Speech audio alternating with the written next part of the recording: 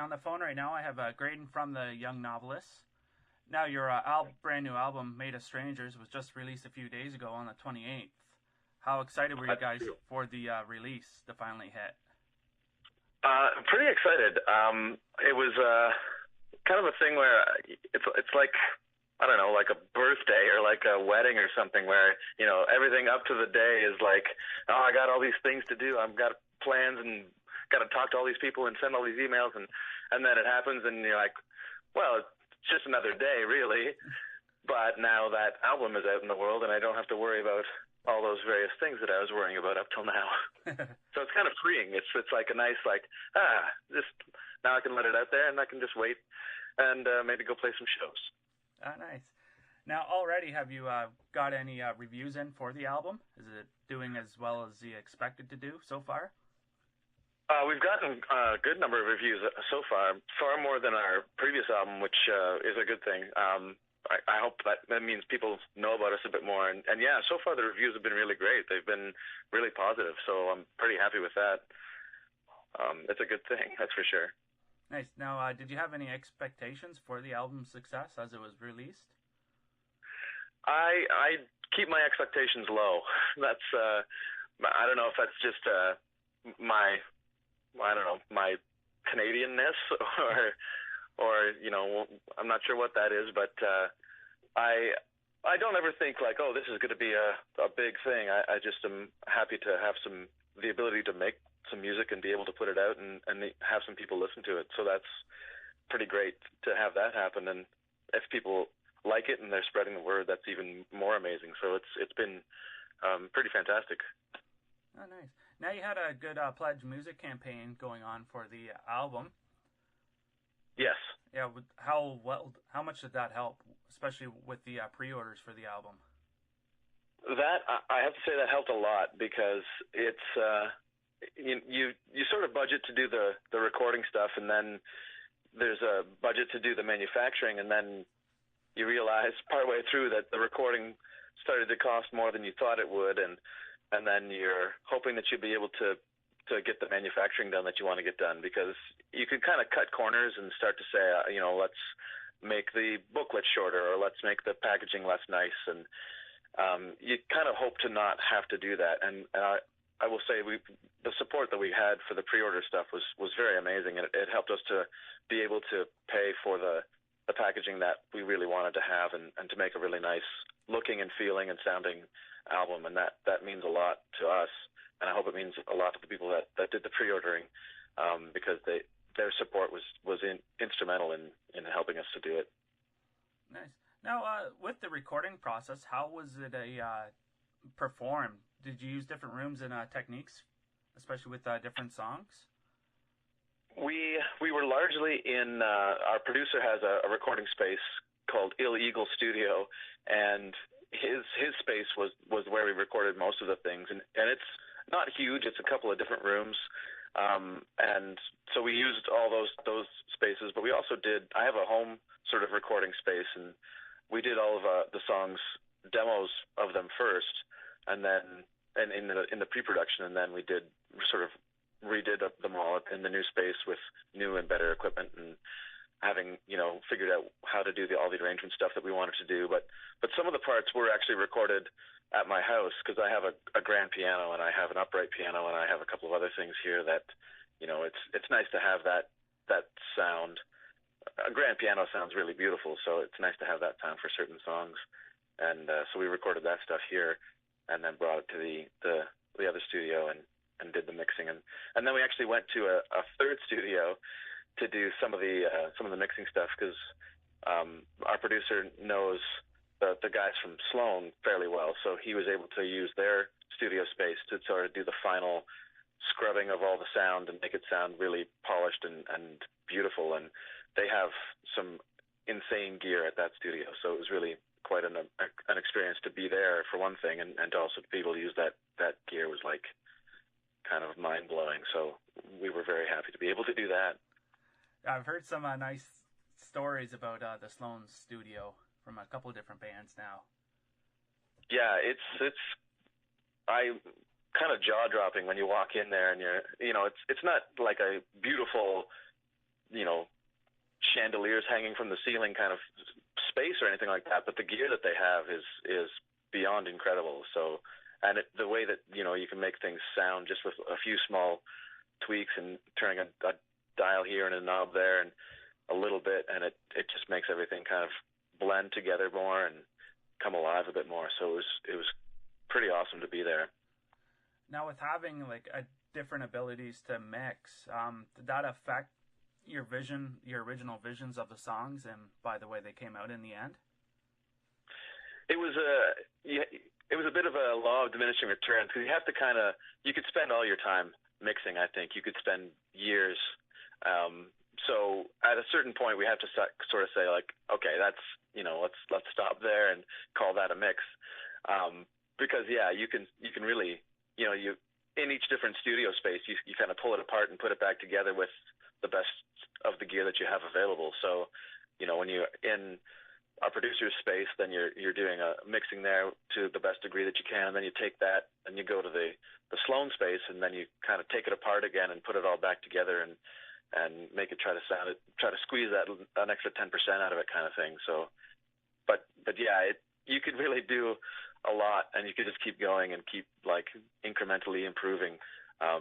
So at some point you do say, okay, that's where we're going to stop. But it's really kind of an insane process in a lot of ways, but also a wonderful process. Yeah, for me, it's just like I have a hard time always fathoming the length of time the process takes and the different steps that you guys as bands have to do to get this music out. It's something that no one, I think, really ever notices, especially the average music fan. Never realize what you've gone through to create your music. Yeah, it ends up being, it's from start to finish, it's a really interesting and eye-opening experience sometimes, and especially working with different producers and what they think and how they put it together, and being like, we're going to try doing this kind of sound here, and sometimes you're like, whoa, we're going to do that there, that doesn't make sense to me, but then at the end of it all, it really does kind of make that moment shine. So it's very cool having other people's ears and their ideas coming in and altering what you've got going on. Nice. Now, I was hoping you could go into a little bit of detail about a couple of your songs, especially Always Make the Mistake, which is just a gem of a folk song, especially the harmonies. That's what blew me away in that song right away. Thank you so much. That song it's about a love triangle. And so Laura and I are in a relationship together, but most of the sort of relationship songs on this album are not about that relationship. A lot of them are about my friends, which I feel a little bit guilty for. You're talking to your friends and they're talking about their relationships and they're saying, oh, this happened, and you're a good friend, you're trying to listen and say the right things and try to make them feel better, and then also sort of in the back of your mind a little bit being like, this could be a story that I could make into a song in some way. So that happened a lot on this album, and that's what this song came from, was another friend's experience. And initially it was going to be, in the demo version I was singing the lead, and Laura really wanted to sing the lead on the song, and she has an amazing voice. So basically when she says she wants to sing the lead, then I say, that's great, that's a good idea. So it kind of changed at least in my mind, it changed the perspective of the song, because it's supposed to be, or it was initially, a love triangle with two guys and a girl. So having that kind of quality, but then it changed when Laura's singing the lead part. Now she's instead of it being a guy that's singing about this relationship that he was involved in, it's a woman singing about this relationship that she was involved in, and it kind of changes the feel of it a bit, which I kind of like. Yeah, and I found her vocals really brought on a 70s folk feel to the song as well. Yeah, Laura has an amazing ability to make her voice, she's like a chameleon with her voice. She can, do a lot of amazing things with it. And I will say we really did a lot of layering of vocals on that particular song. There's a few songs where that happened, where we just started to be as many subtle layers as we can kind of add, and to sort of reinforce the different parts. And it's quite a cool studio thing that you can do to sing in the same part underneath what is already going on, and it just kind of makes it gel together a bit more, and also kind of come out a bit more and have a bit more power. It's kind of cool. Oh, nice. I gotta ask, who played the electric guitar lead in "Hear Your Voice"? Because I really like that aspect in that song as well. Yeah, that's pure John Law right there. That guy is he's a really great guitarist, and I don't feel like he gets enough time. At least in the previous album, there weren't a whole lot of songs of solos. And this album, I think I was specifically aiming towards having more solos in songs, because he's good. He's such a great guitarist, and he's a very humble guy, so he won't often step up and say, "I want to do a solo here." But yeah, that's John. He's a fantastic player. Oh, nice. Now, notice, is this the first album that you've put out that you haven't had your name as the lead on it? Yes, it is. Okay, Yeah, I thought so. up till now, yeah, it's been Graydon James and the Young Novelists up till now, and I prefer the change quite a bit. I miss the ampersand, but I don't miss having my name in the band title. That's for sure. Yeah, because I remember seeing you guys on the billboard in Kingston a few times. Yeah. And then that just... I'm from the Kingston area, so, in a certain sense, there was like this idea that having my name, because when it started out, I was just a solo person, and then I added the band. And so the idea was that, my name had some recognition, but it really didn't. Like, nobody knows who I am, which is totally fine. But that was sort of the initial reason for having it be Graydon James and the Young Novelists. But yeah, it's become a very democratic thing. I mean, the band's always been a democracy, and everybody else has, equal say. So it doesn't really make a whole lot of sense for me to keep having my name in front of anybody else's. It's kind of a silly thing. And the other aspect is we're playing, when we go on tours sometimes, especially to the States, we'll go as a duo. And so then if you say Graydon James and the Young Novelists and it's just two people, then it's like, well, what? That doesn't make a whole lot of sense.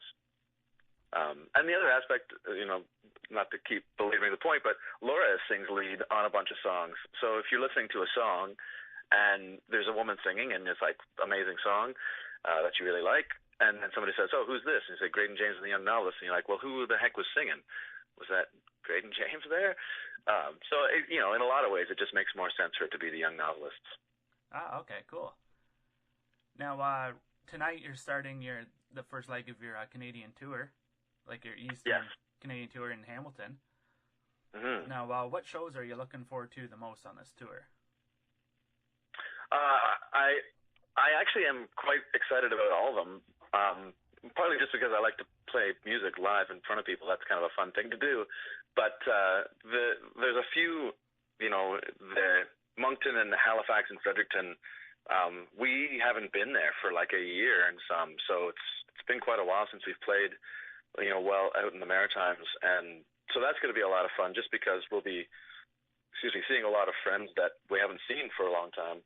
And, people in the East Coast are huge music lovers, so it'll be like a fun party every night, so that'll be quite good. All right, now you guys are slated to play Kingston on June 18th. Yes. What should people expect to hear when you play at the Mansion? Some rock and roll. We have this joke of like, are you guys ready to mid-tempo rock? And we have a lot of sort of mid-tempo rock songs, but I think this album does have more of an edge, and it's more of a full band kind of rock and sound. So I hope that kind of energy is going to translate to a bigger live show and a more fun live show. Not that it wasn't fun before, but even more fun. Rock kicks and split leaps and all that. Yeah, I also like the fact with your album that you have different genres, so to speak, on the album as well. You just didn't stick to one particular sound. Yeah. Thank you. I appreciate that. That's I keep thinking about albums by like the Beatles, and where they would put Helter Skelter and then they do like Blackbird. So I don't know if those two songs are on the same album. I haven't memorized the Beatles discography, but they would have a very folky song and then a very rockin' song on the same album, and there's no question about the fact that that's totally fine for them. Not that we're the Beatles in any way, but I don't think you need to be all in one vein. You can kind of explore a bit more, and that's a cool thing, and different tonalities and different qualities to the sound, and yeah, as you say, different genres. Nice. Now, where can people pick up Made Us Strangers? The best place is from our website, theyoungnovelists.com. There's a store there, and you can get the album or previous albums or the vinyl or T-shirts and all that good stuff. But then it's also on iTunes and everywhere that we can get it out there. It's out there. Oh, nice. Okay, well, I want to thank you for your time, taking that time out in the middle of the day. So thank you very much for helping us spread the word. We really appreciate it.